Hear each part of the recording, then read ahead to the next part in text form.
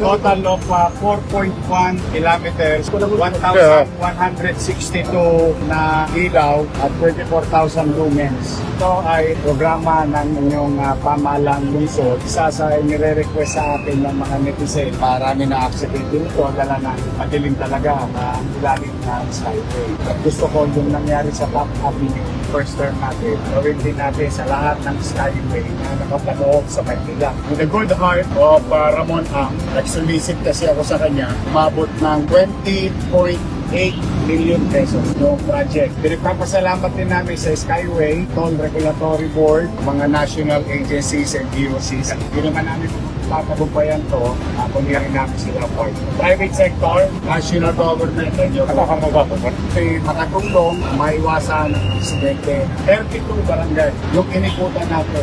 Kung po pwede, pakiusapan yung mga barangay na talagang yung ilaw. Nakakanso na naman kami. Nice mo rin, pasalamatan. San Miguel Corporation, PRD, Skyway, lahat ang mga national mga batang Maynila, mga minamahal kong lolo't lola, nanay tatay, para po sa inyo to.